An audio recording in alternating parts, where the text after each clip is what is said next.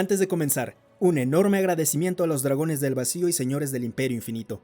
Gracias a ellos puedo seguir trayéndoles contenido. Y ahora sí, vamos con la historia. Combustible. Las naves estelares utilizan todo tipo de combustibles. Reactores nucleares, motores solares. Algunas incluso utilizan combustibles exóticos para impulsarse mucho más allá de la velocidad de la luz. Estas naves se encuentran entre las más rápidas de la galaxia.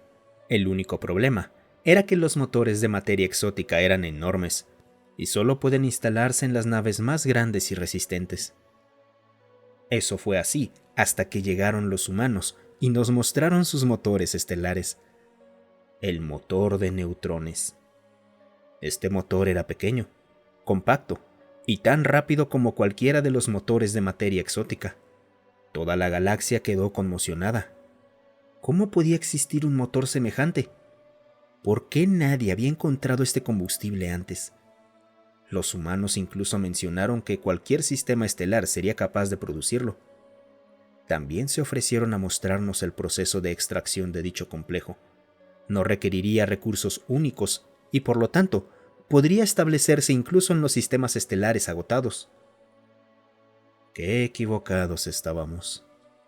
Durante el trayecto al sistema humano, nos explicaron que el combustible en realidad se extraía directamente y no requería mucho refinamiento.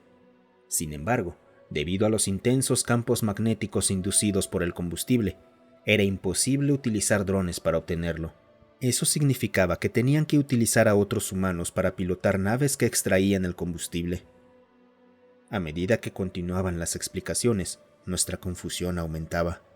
Había muy pocos lugares en cualquier sistema estelar que produjera cantidades de radiación magnética lo bastante grandes como para inutilizar la mayoría de los sistemas electrónicos o dispositivos de control remoto.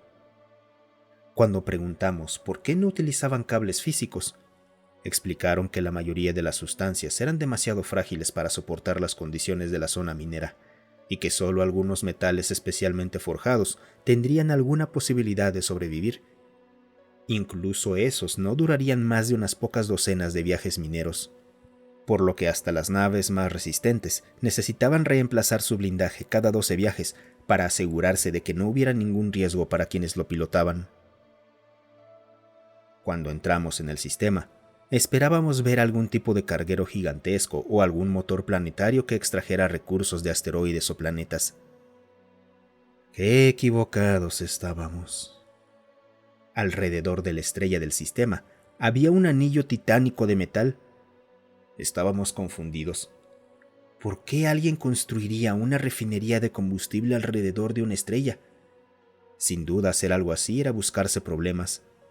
La más mínima llamarada estelar podía encender incluso los combustibles más estables y destruirlo todo. Los humanos nos tranquilizaron. No importaba lo que se hiciera con el combustible, este era sumamente estable, a menos que se lo estimulara directamente, tal como ocurría en sus motores. A medida que nos acercábamos, no vimos ninguna nave, salvo un único y enorme buque cisterna a lo largo del alcance cerca del sistema. Nuestra confusión aumentó. ¿Dónde estaban las naves mineras que, según nos habían dicho, existían por miles en esos sistemas? Finalmente, cuando estuvimos lo bastante cerca del inmenso anillo metálico como para distinguir detalles, vimos pequeños puntos negros que caían hacia la estrella y algunos que regresaban de ella. Cuando se los señalamos a los humanos, estos simplemente asintieron y nos dijeron que eran las naves mineras. Estaban extrayendo combustible de una estrella. Enviaban a su propia gente al infierno incandescente que superaba los 9000 grados. ¿Qué clase de combustible podía requerir unas operaciones mineras tan insensatas? Al aterrizar en la estación estábamos llenos de preguntas. ¿Quién se atrevería a realizar tareas tan temerarias? ¿Por qué harían algo semejante? ¿Y por qué la humanidad siquiera consideraría algo así? Poco a poco, las respuestas llegaron a nuestro conocimiento mientras nos mostraban las instalaciones y nos explicaban cómo funcionaba todo, como si aquello fuera una visita diplomática perfectamente normal.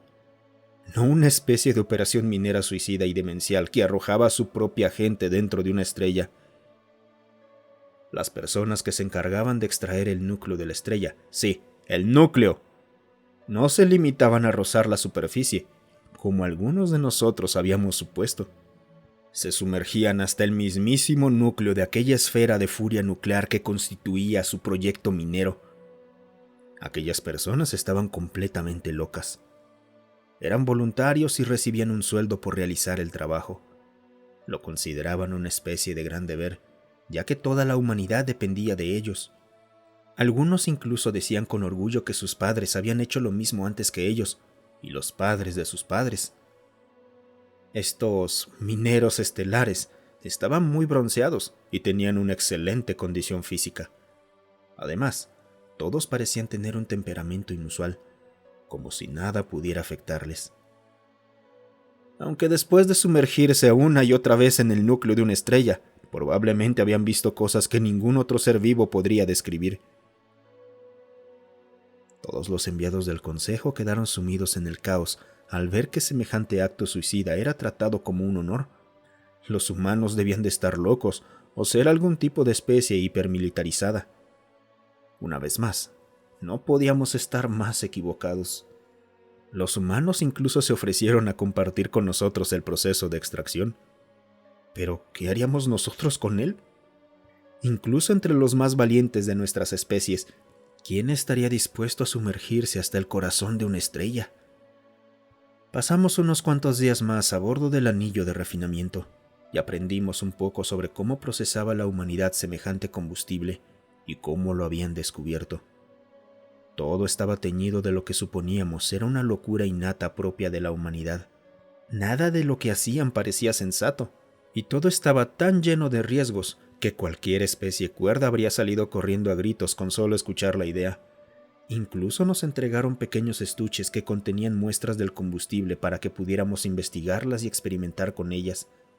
Al partir, de repente recordamos para qué se utilizaba aquel combustible. Cada nave humana que superaba la velocidad de la luz llevaba en su motor fragmentos del corazón de una estrella, y funcionaba gracias a aquella furia estelar que habían logrado dominar. Una raza verdaderamente loca, pero brillante. Aprovechar el corazón de una estrella y atreverse a extraer semejante sustancia por ninguna otra razón más allá de que hacía que las cosas fueran más rápidas. La humanidad es una especie única, y aún está por verse si tiene más secretos que compartir, locuras capaces de estremecernos hasta lo más profundo.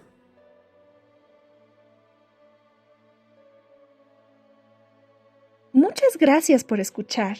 Recuerda apoyar el canal dejándonos un like, un comentario o compartiendo el video. También puedes apoyarnos uniéndote a los miembros del canal. Tenemos contenido exclusivo solo para miembros y acceso anticipado a los videos. Tenemos también un servidor de Discord. Ven y pásate a platicar un rato. El link para unirse está en la descripción.